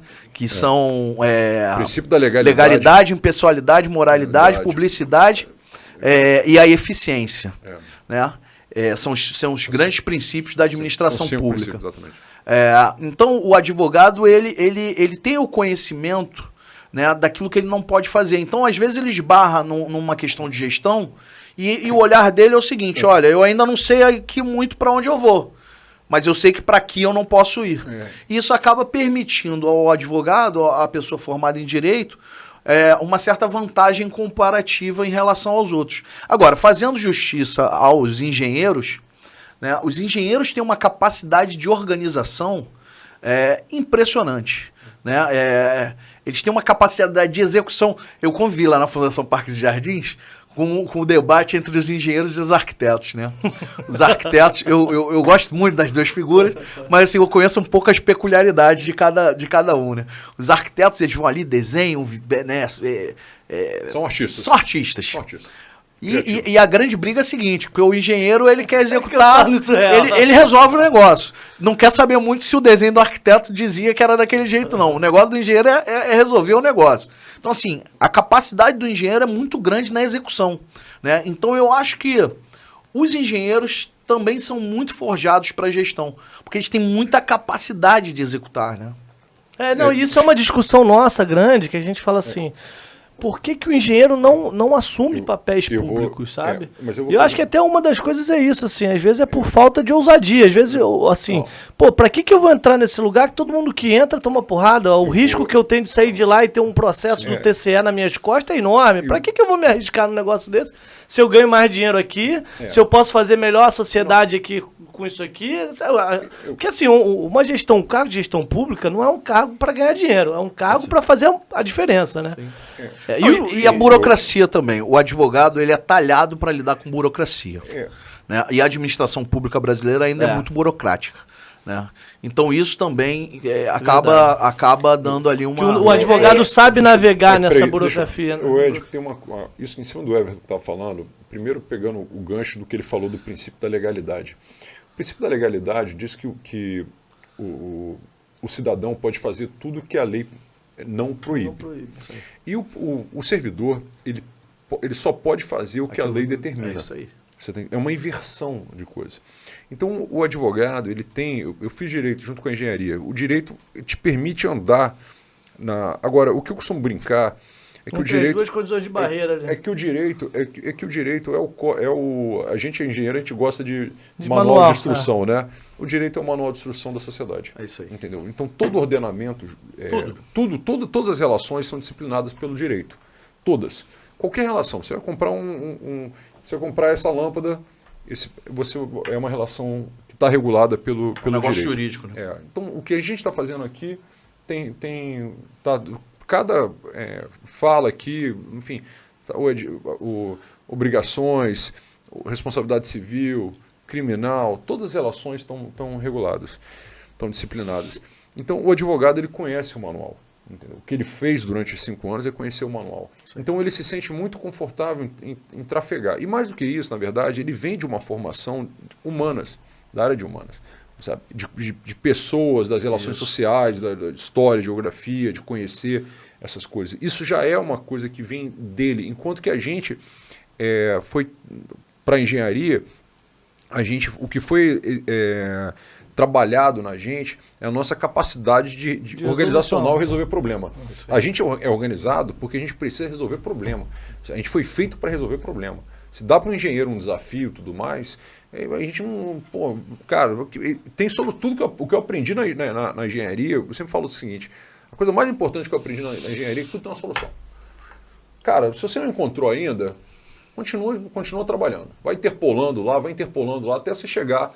eu costumo dizer assim, o engenheiro é uma matéria que eu fiz no mestrado que eu não lembro o nome, mas a matéria consistia em fazer o seguinte, ele te dava um problema e aí você tinha passo a passo a fazer. Você tinha que desenhar as condições de restrição, as condições de barreira, as variáveis, as condições de barreira variáveis e a equação. Fez a equação, condição de barreira, variáveis, restrições, você equacionou o problema. Qualquer problema da vida, você tem que criar essas 4 coisas. E aí você cria uma equação genérica para resolver esse problema. As áreas dialogam, sabia? A minha mãe fala assim, eu acho que você está gostando mais de direito do que de comunicação. Mas não é, porque é muito rico, né? Assim, por exemplo, o que é um bom contrato? É aquele que você tem as melhores formas de entrar e as melhores formas de sair. O negócio jurídico, que nem ele falou, tudo é negócio jurídico. Você casou, é um negócio jurídico. Como é que você casa? Vou casar com comunhão de bens? E aí, se der meu bem, meus bens? E lá no futuro? Como é que é a janela de saída desse relacionamento? Isso vale para negócio, para comprar caneta, para tudo. Você sabe agora, no caso da engenharia, é muito para coisas que não estão... novamente, a capacidade organizacional, que você começa... Como é que eu vou resolver um problema? Pô, a primeira coisa é organiza tudo. A primeira coisa que vai gerir uma empresa, esteja tudo nas suas devidas caixas. E aí você vai começar a dar eficiência no sistema. Você vai começar a encontrar onde que você... Depois que você organizou tudo, você teve a visão macro da coisa, você começa a encontrar onde tornar mais eficiente. Não toda vez que um engenheiro... Atualmente os engenheiros acabam sendo puxados para a administração pública por alguém que enxerga essa capacidade da gente, enquanto que o que a gente gostaria realmente é que os engenheiros tivessem mais a visão de irem para a administração pública, se colocassem mais Mas isso ele faz como na administração pública. Gestor formado em direito, por exemplo, chegou, tem 2 meses, né? Como é que nunca ninguém tinha falado em um emprego verde? Ou inventaram emprego verde há 2 meses? Não, nunca tinha. Como é que nunca ninguém fez um Emprega Rio com QR Code? Como assim ninguém nunca fez um aplicativo que o Tinder, eu gostei dessa ideia do emprego. Tinder. Como assim? Então é só olhar para as coisas e perguntar por que não? Por que não? Aquele olhar da criança, sabe? É o Diário de Sofia, né? Pensar com a criança, por que não? É verdade. Não, perfeito. Não, tem que ser... O gestor, cara, ele tem que ter uma... O gestor é um negócio... Porque cada vez mais eu gosto desse negócio da gestão, né? Mas o gestor, ele tem que ter capacidade, de novo, de dialogar, de escutar. Sem dúvida. Né? É a partir do diálogo... Eu tenho uma forma de fazer gestão muito, muito democrática de dialogar.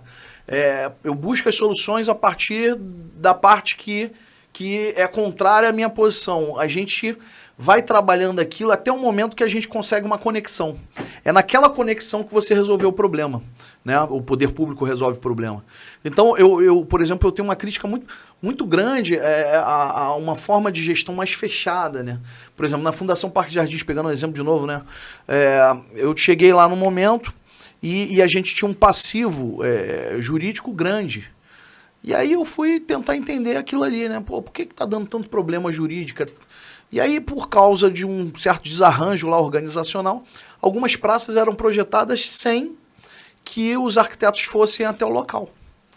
Então, o cara projetava ali pelo Google, né? Aí eu falei, não, você tem que ir lá no local, você tem que conversar com as pessoas, né? Porque por maior que seja a tua capacidade...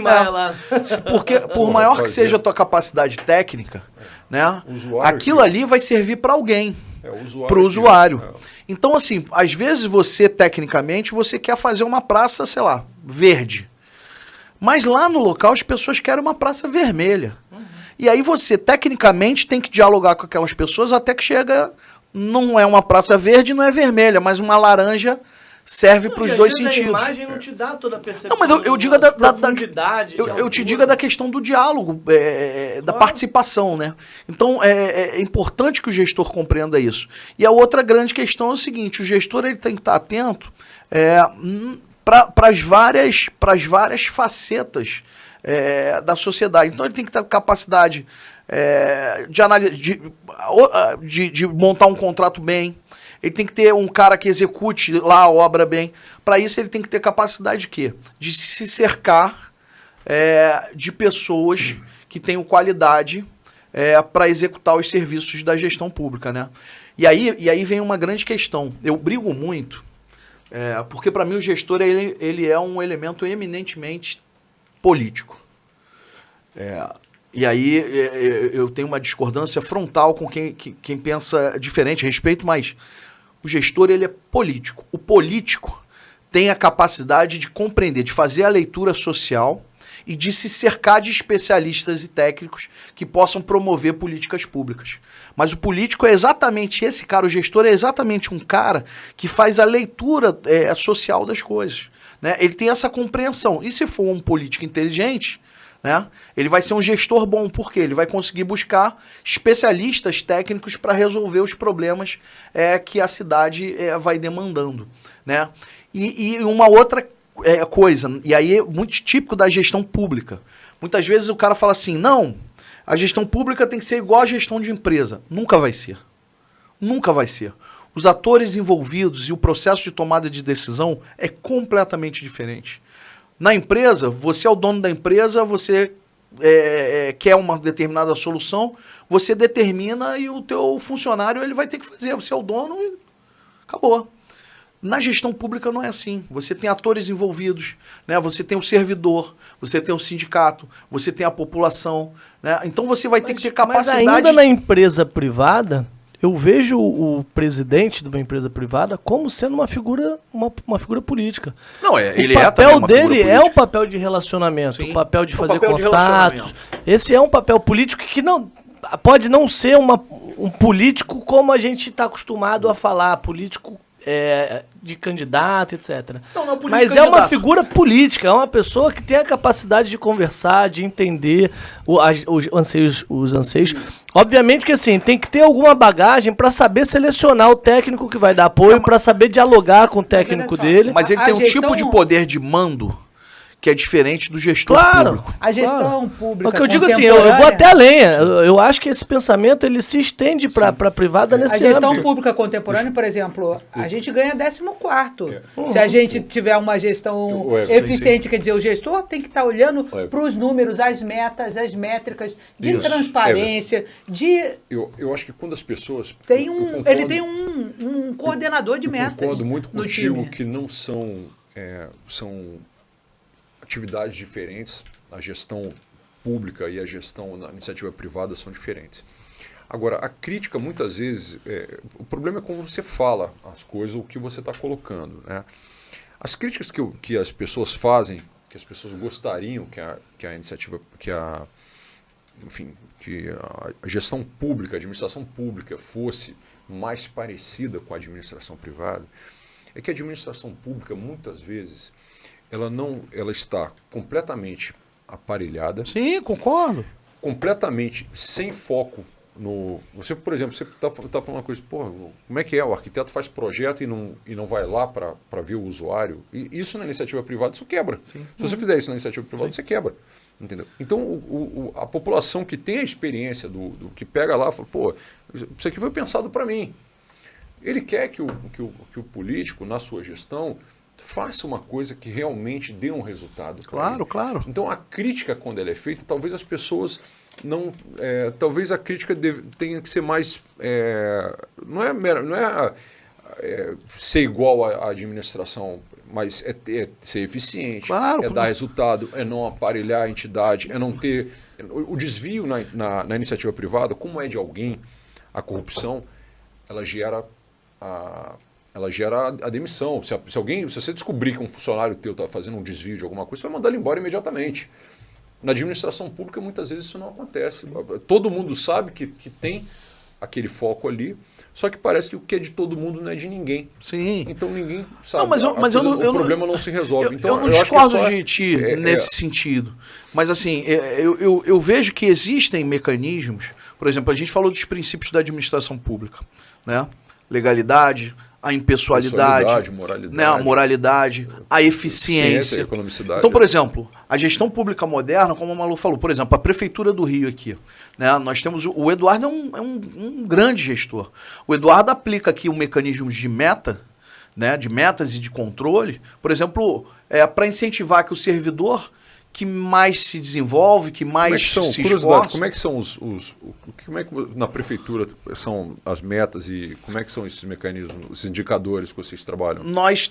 Todas as secretarias, todos os anos a gente faz um debate com um determinado setor do governo, né, que é um setor de planejamento, e a gente faz um contrato.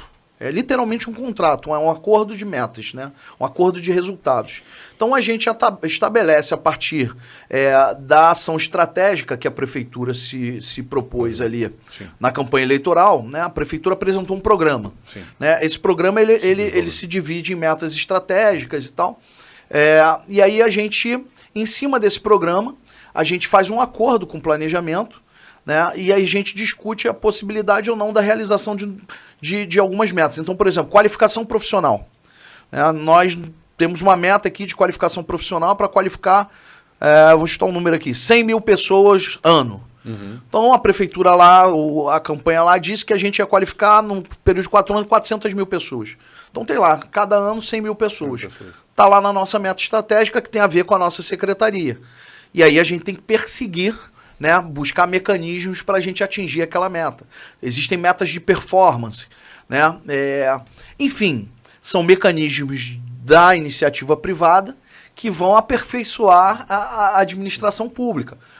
Uma outra coisa que é muito interessante, nós hoje temos também mecanismos de controle, por exemplo, a partir da controladoria. Né? A controladoria atua em diversos órgãos da prefeitura, prevenindo a possibilidade de acontecerem problemas. Perfeito. Então, de tempos em tempos, você faz ali reuniões para você ver, olha, isso aqui está saindo do controle, isso aqui tem que ser ajustado. Né? Isso é uma forma da gente ir ajustando os nossos rumos ao longo do tempo dentro da nossa gestão. Então, assim, a gestão pública ela pode sim ser eficiente. E eu concordo contigo. Existe um caminho a ser perseguido. E, de novo, o cidadão na ponta, ele não faz muita diferença se aquilo é feito pela esquerda, se é feito pela direita, se é feito pela iniciativa privada, se é feito pelo governo. Né? Ele quer entrega. Então, por exemplo, aqui na Prefeitura do Rio, isso é muito claro para todos nós. Né? A gente quer prestar um serviço, a gente quer fazer entregas de qualidade. Né? E para isso a gente criou, né, o prefeito Eduardo Paes já há alguns anos, né, ele criou aí uma série de mecanismos, né, as metas são um desses mecanismos, mas criou uma série de mecanismos para que a gente possa dar eficiência na nossa ação. E a eficiência na ação pública é entregar mais, com mais qualidade, com menor preço. Isso. Né? Criar critérios de transparência na tomada das decisões, né? Criar critérios democráticos. Né? A população, afinal de contas, ela tem o direito de participar. Né? Então, tudo isso vai aperfeiçoando a administração pública. Então, eu acredito que a administração pública ela pode sim ser mais eficiente, tem um caminho a se percorrer, mas a Prefeitura do Rio ela vem mostrando que isso é possível. E eu tenho certeza que cada vez mais a gente vai seguir nessa linha. Gente, eu vou ter que ir fazer o papel do chato aqui. Geralmente isso fica na mão do Miguel e de fato é chato mesmo esse papel. A conversa tá super agradável. Eu adoro esse momento aqui. Eu tava falando da última vez. A gente tem vários insights quando tá aqui conversando. Vocês trazem assim, sempre visões muito diferentes. É uma troca maravilhosa. Eu tive um insight, por exemplo, agora eu fiquei pensando. Talvez o papel do advogado seja tão presente porque ele centraliza uma informação que deveria ser um pouco mais difundida, né? Eu estava outro dia com um servidor meu e aí ele me pediu ajuda para ler um contrato que o advogado dele vai fazer com ele para prestar serviço, porque ele não sabe ler contrato. Ou seja, ele precisa de alguém porque ele não tem conhecimento de contrato. Então, assim, para fazer o contrato com o advogado dele, quem é que vai ajudá-lo? Muita coisa deveria, teoria dos contratos, teoria geral do Estado, responsabilidade civil, muita coisa deveria então, assim, ser tem coisas básicas que você concentra na mão do advogado e, de fato, acaba dando um poder enorme para o advogado que ele vai assumindo o papel na sociedade. E aí agora eu começo a organizar um pouco mais a minha cabeça com relação a essas coisas. É sempre bom esses papos. Mas vamos encaminhando aqui para o fim. Vamos lá. Jorge, suas palavras finais, conclusões e suas redes sociais. Olha, Everton e Malu, acho que foi um papo super amplo, super abrangente e que coloca quem acompanhou esse papo dentro da administração pública numa parte tão importante como é o trabalho e renda para as pessoas e aí mostrando tudo que tem pela frente aí. E, enfim, Everton, eu acho que foi muito bacana. Acho que quem acompanhou a gente teve uma imersão numa área muito importante e vendo vários planos, vendo toda a tua capacidade de propor coisas novas aí para o Rio. Então, só tenho a agradecer muitíssimo aí a vocês e, enfim, que voltem mais vezes depois para contar como é que está indo e trazer as novidades para a gente. E a gente vai estar sempre aqui de portas abertas. E redes sociais? Redes sociais, Jorge Neder, né? Todas as minhas redes, mesma coisa. Malu? Foi um prazer estar com vocês e falar aí com engenheiros sobre inovação. Se engenheiros ouvintes tiverem ideias procurem a gente, @trabalho.rio, porque o Everton e o time todo é muito aberto a tudo que for inovação, que puder fazer mais Isso é interessante, com menos. então, é lá no que Facebook puder fazer e Instagram. mais com menos. A gente está tendo reuniões com startups, porque é tudo em parceria. Essa é uma forma, quando ele fala que os recursos são escassos, é a forma da gente fazer mais com menos, é através de parcerias. Para buscar emprego, para alguém que esteja buscando a recolocação, Entra nas portal? nossas redes. isso que eu queria... No Instagram é @trabalho.rio, tem lá no Linktree Aham. um Google Forms. A partir desse legal. Google Forms, agora na etapa, tá aperfeiçoando. O secretário chegou em janeiro, tinha lá um Forms. Agora o Forms, a gente vai conseguir filtrar ali quantas pessoas são trans, quantas pessoas moram na Ilha do Governador, quantas pessoas... Porque assim a gente consegue, vai lá no posto da Ilha do Governador, procura aquelas empresas no entorno e faz Isso. a busca mais Muito assertiva e está sendo mais assertiva. Já aumentou nesses 100 dias praticamente aí que a gente está com esse trabalho, então está sendo muito... Então, se o pessoal quiser bacana. acesso aí E a a minha rede informações, sugestões... Malu Fernandes em tudo. Isso que eu ia falar. Malu com 2 L's ou um só? Só um. Malu Fernandes com S. Com S. Então não é parente porque do não é Miguel parente do Fernandes Miguel, e porque o Fernandes. Miguel é Fernandes e Fernandes. Com Miguel Z. é Fernandes e Fernandes, mas com Z. Ele fala que o lado com S é o lado de português É o português. É. e E o ele dele é o é- lado espanhol. Miguel é engenheiro formado pelo UFRJ, hein? Todos nós aqui. nós. Todos, que legal. Amizade já de tempo. O Everton. secretário é da UFRJ. Também, da minha querida do nacional. outro campus. É. Não, eu quero agradecer aqui a vocês, o papo foi super agradável, me coloca à disposição aqui pro podcast, pros nossos ouvintes. É sempre bom a gente poder falar um pouco dos nossos projetos. Espero poder estar vindo aqui em breve para falar de... A gente tem um monte de projeto novo saindo do forno, então eu tenho certeza que o Carioca... Ele vai receber aí boas entregas, né, com muita eficiência, porque a cidade do Rio de Janeiro, aí, liderado pelo prefeito Eduardo Paes, a gente está pensando muito em como criar estratégias para criar emprego, criar renda para a nossa gente, porque é isso que vai dar dignidade para o nosso povo. Nas redes sociais, pode buscar lá pelo @trabalho.rio, né, que são as redes lá da nossa secretaria, e também quem quiser falar comigo pessoalmente, eu sou um secretário... falo com todo mundo na rede, o pessoal... povo. Não, eu vou lá na rede da secretaria, eu converso, eu dou informação. Chama para reunião. Chamo para reunião. Legal. Mas legal. pode falar comigo lá também no @EvertonGomesRJ. Everton com V, Gomes com S. Everton com V e Gomes com S. E só para finalizar aqui, quero mandar um abraço para os meus queridos amigos, parceiros, tricolores. Afinal de contas, a gente... Essa né, parte a gente edita e a corta. gente foi campeão. Olha lá, Bruno. Essa A parte- gente está bem no campeonato. Essa- Então, essa- um grande abraço aos tricolores do Rio e do Brasil. Os engenheiros tricolores. Essa parte a gente edita depois e corta. Everton, assim, foi um prazer estar aqui contigo. Eu vinha falando com o Jorge, falei, cara, eu acho que eu conheço o Everton. E de fato, né, a gente esteve numa situação em 2014.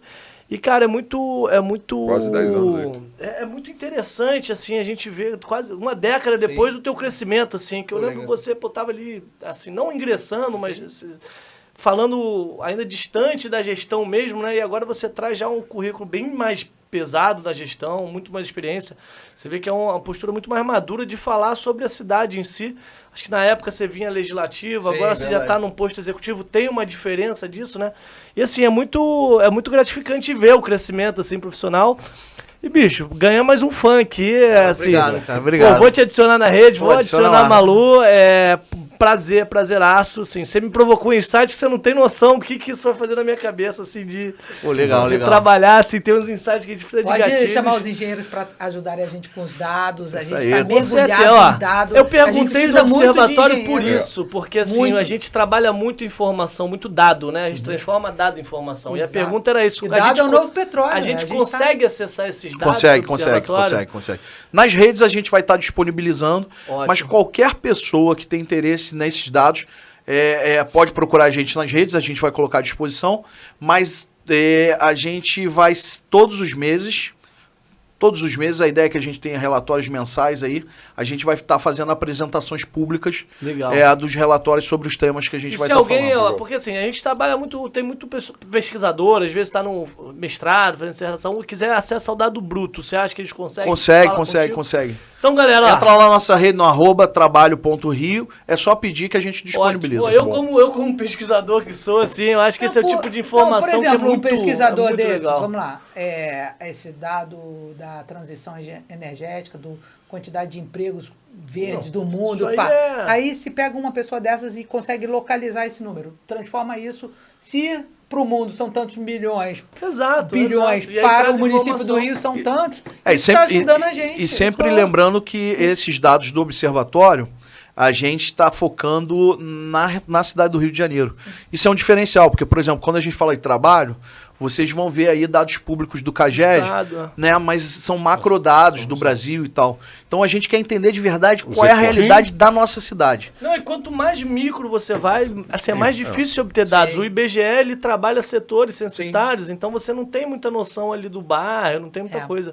E quando você trata a nível municipal, é muito interessante. Eu, como trabalho em mobilidade, o trabalho é o principal gerador de viagem, né? Sim. Então, assim, a gente trabalha isso que o professor Nivaldo falou. Ele falou que depois do fórum, depois de maio, ficaria mais fácil para trazer pra gente esse número municipal. Isso. Então, assim, a gente consegue saber as habitações, a gente sabendo onde estão as demandas de trabalho, ou então onde estão os desempregados, etc. A gente consegue fazer políticas de planejamento, etc. Assim, é excelente isso. Muito bom saber. Eu vou ser um dos que vai pedir essas informações para consumir. Assim, muito obrigado pela presença, obrigado, Malu, também de estar compondo a nossa mesa aqui, assim, engrandecendo esse nosso debate, trazendo aí mais informações. Ficou meio chapa branca do outro lado, né? Ficaram os dois ali trocando bola. Mas fica bom, assim, eu acho legal isso. Você fez o papel que eu faço, geralmente sou eu que fico aí do lado do convidado levantando a bola. Muito obrigado, foi, assim, uma alegria estar com vocês. Quero, de novo, agradecer aí o primeiro Diário do Rio, vou inverter a ordem. Agora vamos lá. Primeiro Diário do Rio. O Everton para ser colunista, ele aceitou. Sim. Então, Pedro, lá o Quintino foi o primeiro Quintino apoiador nosso, foi o que comprou a ideia, falou assim, ó, bota aqui no nosso site. Sabe que eu já fiz campanha pro Quintino na época que ele fazia faculdade de Direito. Aí, Quintino! É verdade. Virei a madrugada fazendo campanha pra chapa dele na Cândido Mendes. Essa daí eu não sabia, não. Essa eu também não sabia, não. Aí, manda pro Quintino esse vídeo. Então, depois, mas o Quintino hospedou, até hoje ele hospeda o nosso... a plataforma que a gente, do podcast é no Diário do Rio. E assim, tem só a agradecer. Que nós gostamos muito, porque a gente vê, quando a gente... exatamente isso que a gente estava falando, do recorte do Rio e tudo mais, o Diário do Rio faz isso com propriedade. Excelência, é verdade. Agradecer a Abis Rio, que também é uma patrocinadora nossa, nos apoia, assim, desde o início também, foi assim, não dá pra falar tanto, porque a Abis e o Miguel, assim, tem uma relação muito próxima, então eles não apostaram tanto, porque eles já sabiam que ia ser um programa de excelência. O Clube do Empreendedor, novamente, que está aqui sempre nos sediando, e obviamente a nossa mútua, que eu não ia deixar lá no meio, eu tenho que deixar ou no início ou no final, que é a Caixa de Assistência Beneficiária do Engenheiro Nacional e que vê com boníssimos olhos o nosso programa, nos patrocina e são os que mantêm a gente rodando. Minhas redes sociais, Edipo Lázaro, em todas elas, inclusive TikTok. Eu tive que apagar todos os meus vídeos do TikTok, que eu fazia vídeo lá no início, só coisa vergonha. Apaguei tudo. Tava testando, né? Inovação. Vamos ver se isso funciona. Agora já tá liberado meu TikTok. Então é isso, gente. Obrigado. Obrigado a você que nos acompanhou até agora. Ficamos muito felizes. Contribuem, vem mais, apresenta aí coisas. Terminou? Não. Só convidar todo mundo aí. A gente tá fazendo o Festival do Trabalhador agora no 1º de maio, lá no Parque Madureira. O nosso lema da festa lá vai ser por mais empregos verdes. A gente vai ter uma grande ação social lá com um banco de oportunidades, vamos colocar cursos de qualificação à disposição, todas as secretarias da Prefeitura do Rio e alguns shows musicais lá de grande qualidade. Todo mundo está convidado. Aonde vai ser? Parque de Madureira. Parque de Madureira, legal. Pô, centro ali. Bacana. Quando eu trabalhei na Supervia ali era... toda semana eu tava lá. Eu fiz obra em Madureira na estação da Supervia. Legal demais. Aquilo dali é o Rio de Janeiro punjante, né? Que legal. Então é isso, pessoal. Obrigado pela atenção até agora. Fica com Deus. Um grande abraço. Valeu, gente.